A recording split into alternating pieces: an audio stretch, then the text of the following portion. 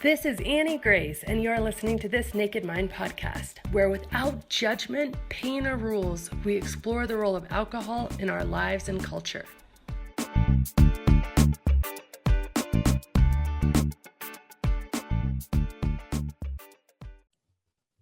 Hi, this is Annie Grace, and welcome to This Naked Mind podcast. I'm coming to you from a very chilly Colorado, but my guest today looks like it's quite warm where you are. Welcome, Sarah. So happy to have you here.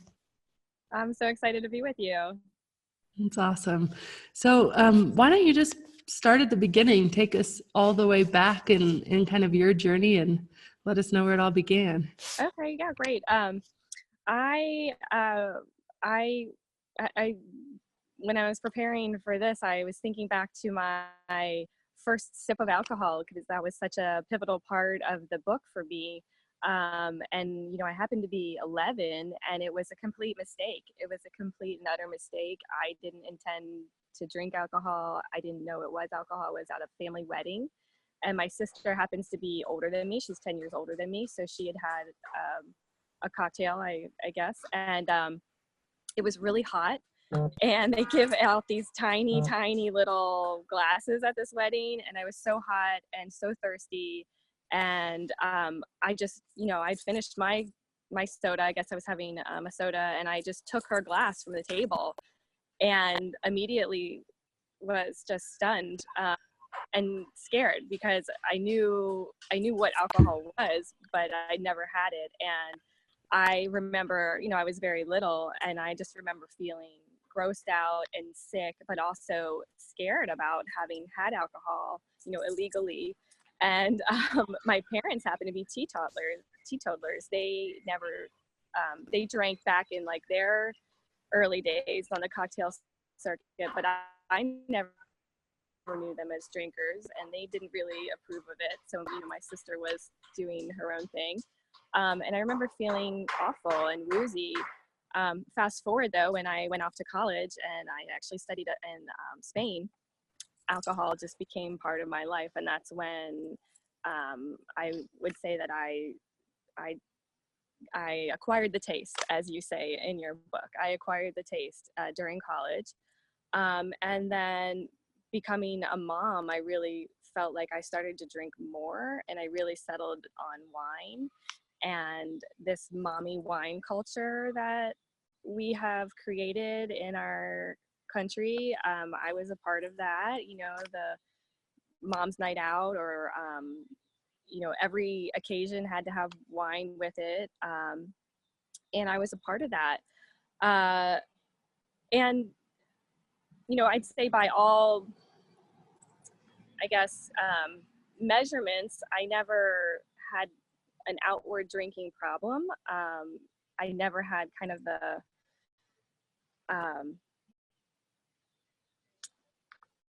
the bottoming out experience. But I knew that I was thinking about alcohol more than I wanted to be thinking about alcohol. And this only increased after I had a miscarriage a year and a half ago.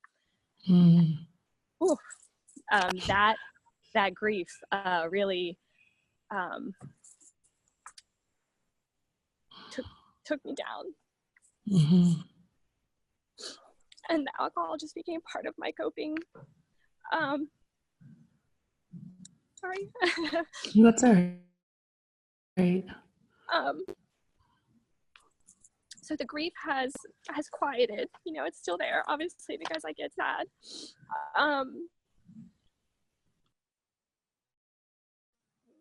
But even though the grief had quieted, I was still drinking way more than I wanted to be. And like I said, not just drinking, but thinking about it.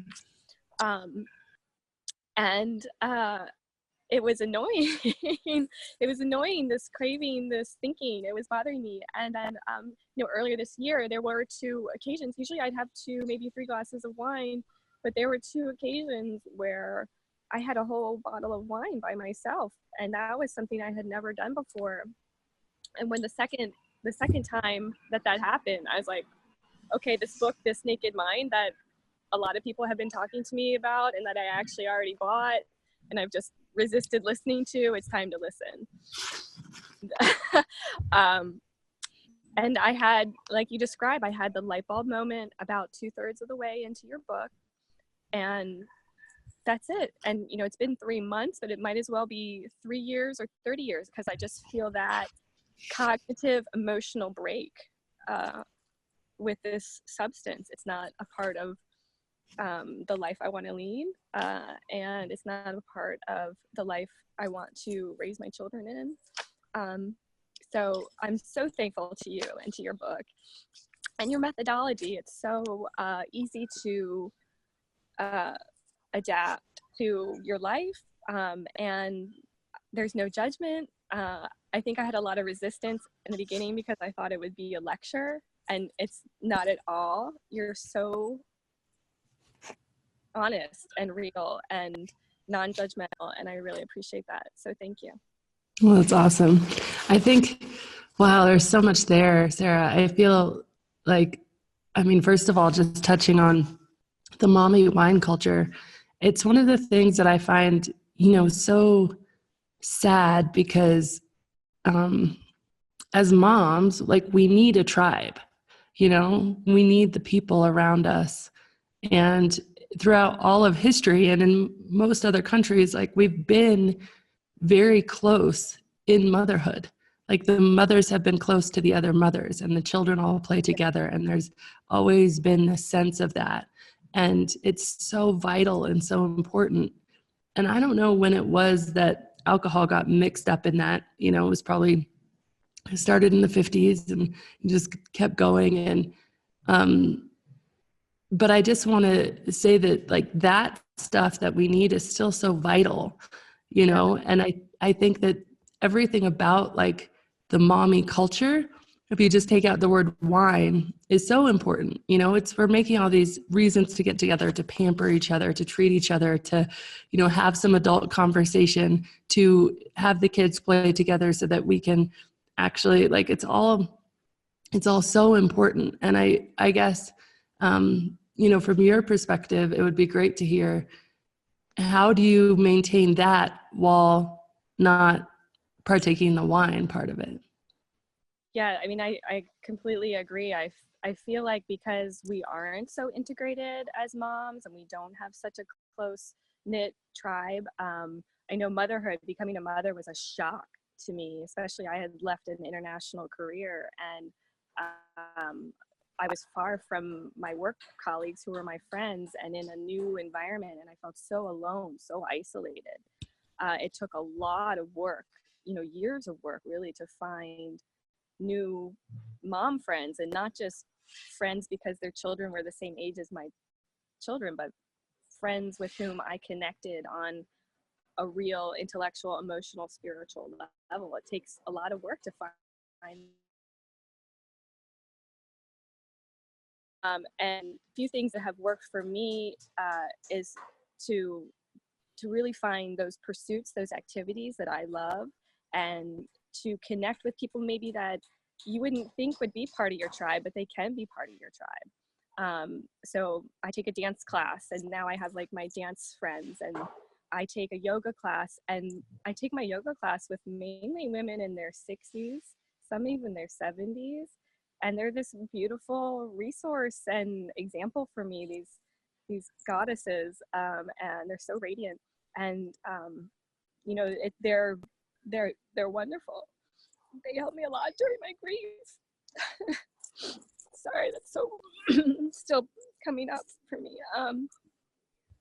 And then, when I was reading your book and thinking about, how am I going to manage mommy night out, or occasionally I'll host things for a business I have, and what am I going to do? And I feel like I'd already been laying the groundwork for that even before the book, because a couple of things that I had tried as like themes for my parties that I was hosting were water infusions, like make your own water infusions. And I love juicing. And so I had like a juice bar set up. And now the Christmas, winter holidays are coming up, and I'm already thinking about like make your own mocktail or something like that, and having different sparkling waters and different juices and different garnishes. And there's so much fun you can have with these alternatives. And like you mentioned, it's the drink. The drink isn't why you get together. You get together for the companionship, for the connection. And why not forge those connections with your full mind and body? So I'm excited. I'm excited to do this podcast because there have been very few people that I actually share this with, because I don't want to be vomiting on people who aren't maybe open or ready to listen. But I feel like living by example and maybe incorporating people into my world in this way is a good way for me to share my new outlook and my new approach. Yeah, I love that. And I think it's so true, because the times that we've done something, where we have something that just totally precludes us from drinking, for example, taking at our school, basically zoo field trip is like one of the most fun field trips. They do it in first grade. And so almost all the moms come. So we all have these ridiculously small little groups of maybe our kid and another kid. So we're basically like a band of moms and a band of kids around the zoo, because everybody wants to go to the zoo for the field trip. I've done that. Yeah, it's so fun. Yeah. And it's somewhere where, all the ingredients are there. All the moms are there. All the kids are there. But obviously it's a school field trip and nobody's drinking. Mm-hmm. And we have so much fun. And I think sometimes you just need a few of those times with like the same group of people. And even if it's moms you don't know, there's so much in common. We have so much to talk about. There's, infinite things that you can just kind of get through and discuss. And I think it's just such a cool thing to have something that does interrupt the pattern. I love the water infusion and the juice bar and those sorts of ideas, because, the last thing I think I would ever want was for a mom who is very involved in the mommy wine culture to feel guilty about it, because I think that really it's just a call for us to connect with each other, right? And we've just, that's I always say this. I say you always have to have so much grace for yourself, because whatever you're doing in the moment, you're doing the best possible thing you know how to do with the most resources you have. So with everything that you have that as a resource, you're making the best possible decision. Nobody's going to try to make bad decisions for their health or their family or their kids or any of the above. We're just trying to make good decisions. We're trying to do self-care. We're trying to hold it all together. We're trying to come into something and connect with other women. We're trying to provide our children friendships.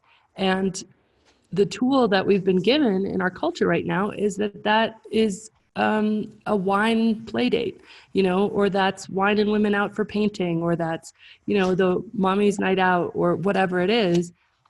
And it's just not a tool that's serving us. And so I guess it's just such an important conversation, because so often I see things where, you've got all the wine memes. My favorite was, it's not drinking alone if the kids are home. I remember giving that to my husband because he had to be home with the kids for a while. Mm-hmm. And then on the other side, you have, all these people saying, oh my gosh, the mommy wine culture, what are we doing? And like somehow the people who are just in the middle of it looking for the connection get caught up in having to make a decision. Do I think this is wrong, or do I think this is okay? And it's like, okay, it's not even about any of that. It's just about recognizing that all we're trying to do is connect with each other and having grace for that. And then, if it strikes you to make more mindful decisions, then like really doing what serves you, like listening to your inner voice, because I think that's just the truth. There was this voice inside me telling me for years and years and years that what I was not doing was not the best thing to be doing. And the more I ignored that voice, the more pain I was in. And the more I listened to that voice, I was, yes, in more acute pain in the short term, but then really able to, live in a much more authentic way over the long term.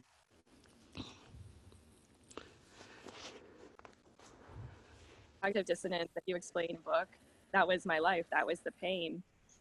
And like I said, having parents who never drank in front of me, and then as my child getting older and asking me about alcohol, and I'm feeling that pain and that pull, and thinking about what I'm modeling for him. And, here I am trying to live a very non-toxic, healthy lifestyle.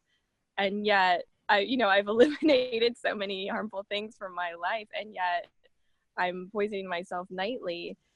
and really unaware. I was in such a state of unaware. And I agree. I think a lot of the moms are just unaware. They haven't made all the connections. And for me, that's why this book was my light bulb, because it made all the connections for me. And there was no going back. And I want to share, an environment where, alcohol had always been a part of it. It's part of the culture, is going to concerts. I love concerts. I love music.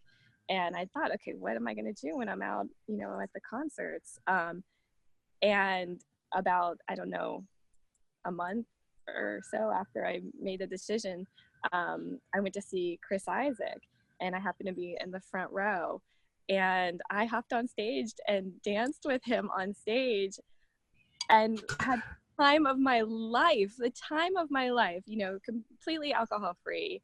And I just felt so alive and felt so authentically me, doing something so bold and so, so center of attention, right? I just was overcome with excitement to do that. And, I think back, if I had had a few drinks, that whole experience would have been dulled. And, I think of it now as one of the great highlights, the great concert going moments of my life. And I love that it's alcohol free. And I know that it's just the first of many. So it's really exciting. And one thing else I want to mention, last night was Halloween here.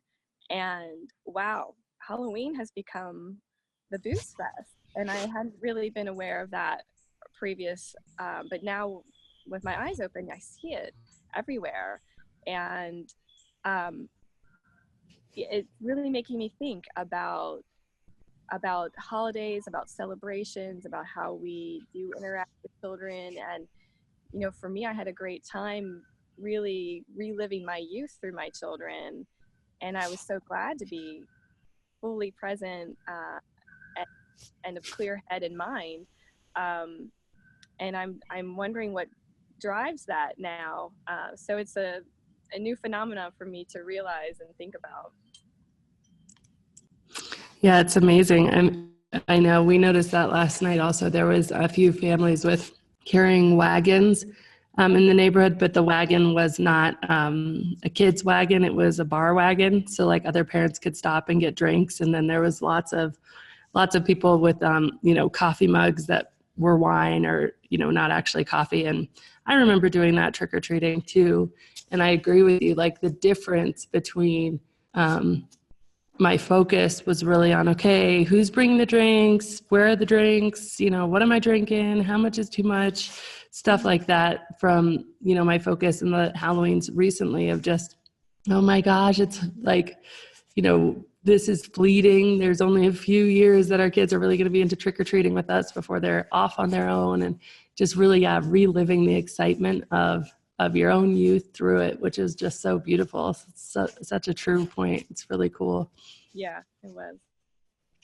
The other thing that I really wanted to touch on that you talked about, and I just have to say, I think in your case, if I understood your story right, it was really, the heartbreak of a miscarriage, that you found yourself all of a sudden with a bottle of wine on occasion that you hadn't before.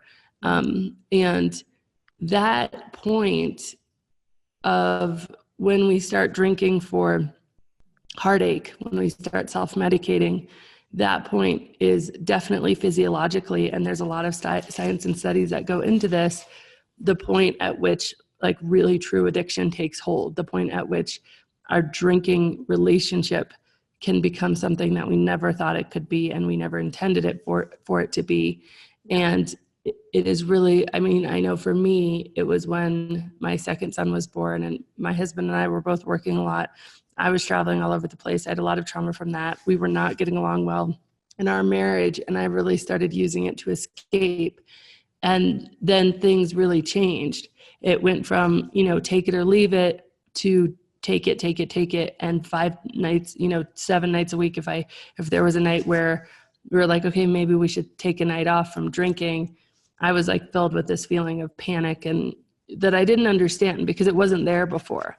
Yeah. And I won't go into necessarily the brain science about it, but that is just for everybody listening.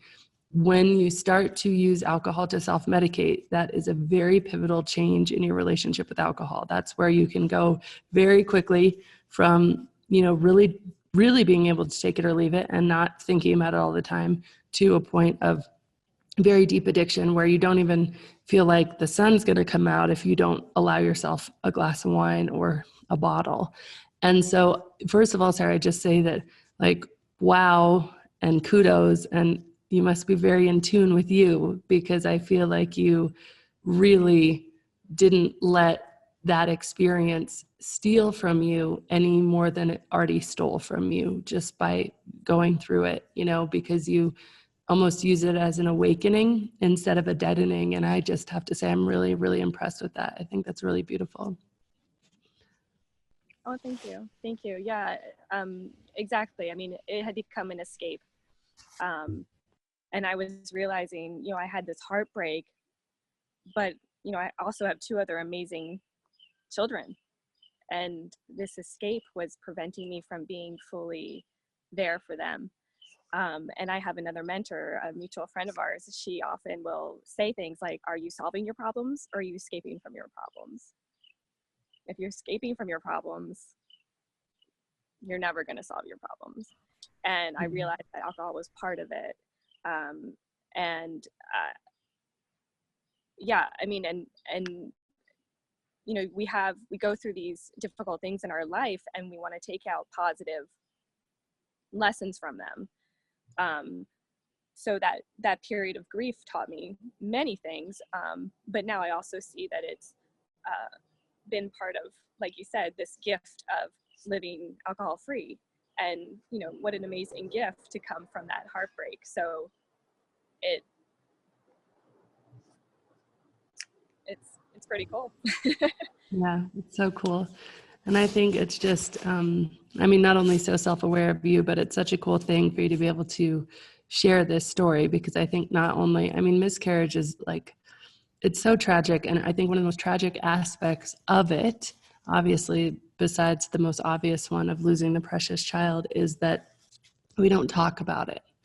And I feel like it's very, there's almost a sense of shame around it. And, it's, which boggles my mind. I, for the life of me, can't understand, where that might come from. But if we believe somehow our bodies failed us, and so then we feel like not worthy, or in some regard, or there's something going on there where we just, don't talk about it like we should. We don't use the same level of like sisterhood around that. I think it's changing a little bit, but anyway, so I think it's just such an important topic, especially Really, because when I would open up to people, I'd say 80% of the people I told, women would say, oh, me too. yeah. That's happened to me as well. And people who I didn't know had gone through that. Some I did. And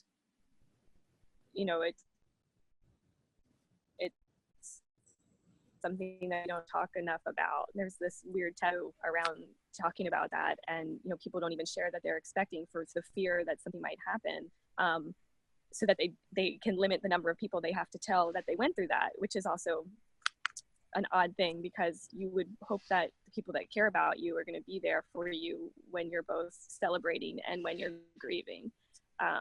So it's still one of those topics.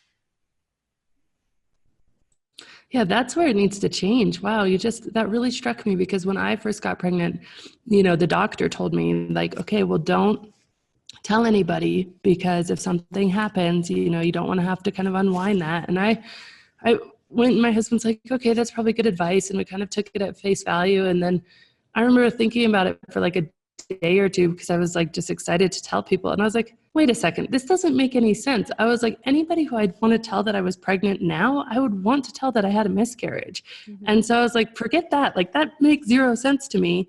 But I never thought to question it on a bigger scale, because we have so much excitement. Like, why shouldn't we be telling people? And if we were telling people, then we would have to be there for each other when, you know what I mean? Like, I do feel like, wow, you just really uncovered almost a source of some of that heartache. it could change. Yeah, it could change the dynamic if people would share that they're pregnant when they're 4 or 5, 6 weeks along. And I don't know. I don't know. I would have told people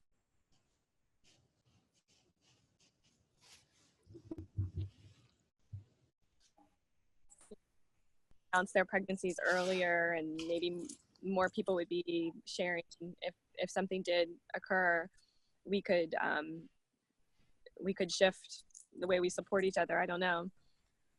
Yeah, because it's almost like predicting that if something bad happens, I'm already fencing myself in to go through it alone, because you're not going to tell somebody I was pregnant and miscarried. That's going to be a way weirder conversation, that's than just simply, sharing with them the joy and then sharing with them the pain. But going into it and like, oh, I didn't even know you were pregnant. It's almost like you weren't. Yeah, it's really interesting. Really interesting. Sure. Yeah, it's an odd evolution of how we go into protection about this amazing event. I guess, living from a fear place instead of a joyful place. We protect that information, but it doesn't protect you from feeling the grief or the loss and the sadness. I really rely on a lot of people.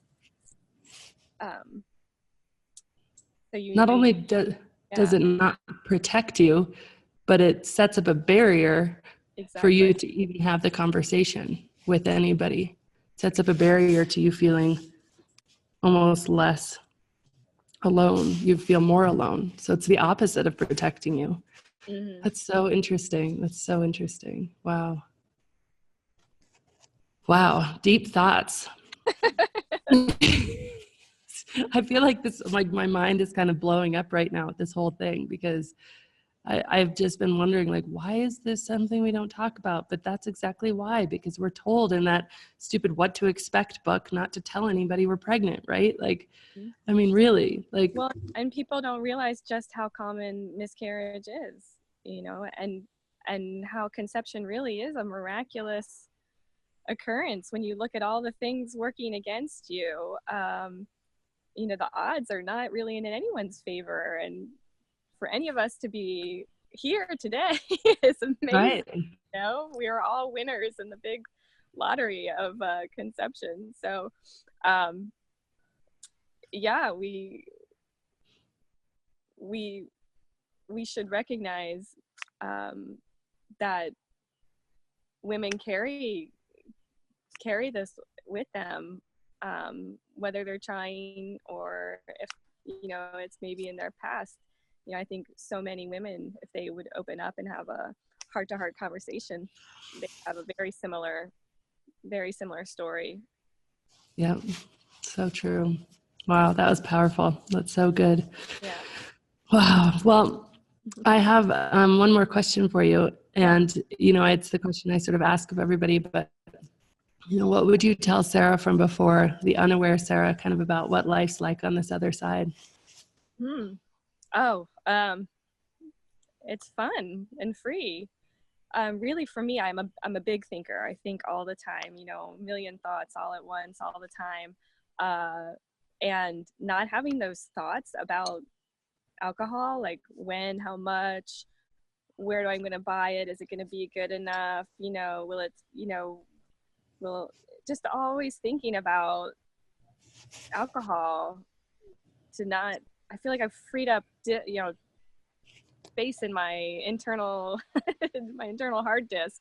I've just like freed up a lot of space, and I'm taking on more and new and better projects in my life because I've completely cut out all those thoughts, and it's really liberating. And no fear. There's no only upside. I mean, really, there's only upside.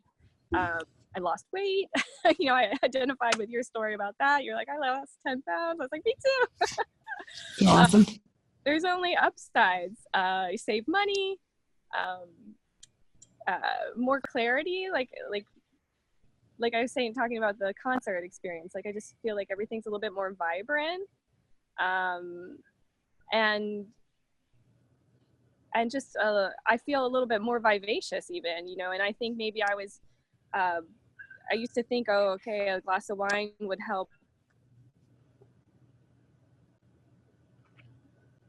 be a bit more outgoing, bubbly, and so forth, but I don't need that. Like I'm plenty bubbly and happy and vivacious and outgoing without alcohol. So, you know, no fear. Just what I should really tell myself from before is listen to this Naked Mind sooner. don't resist it for the 4 or 5 months that I put off listening. That's so cool. Yeah. That's awesome. That's awesome. Well, is there anything else you want to add? Yeah, no, I just want to thank you again for walking your listeners, your readers through the process. It's something like the same process that you lay out is something that I think can apply to a lot of different areas where I have resistance and things that I want to think about changing in my life. So I'm excited for that. Yeah, I'm really grateful. I'm really grateful to have this opportunity today to share and chat about this subject. So thanks again for inviting me. Yeah, no, it was great. I really enjoyed it. So, well, thank you so much. I hope you have a really good day. Yeah, you too, Annie. Thank you so much. This has been Annie Grace with This Naked Mind podcast. Thank you so much for listening. You can learn more at thisnakedmind.com. And please remember to rate, review, and subscribe, as it really helps us spread the word.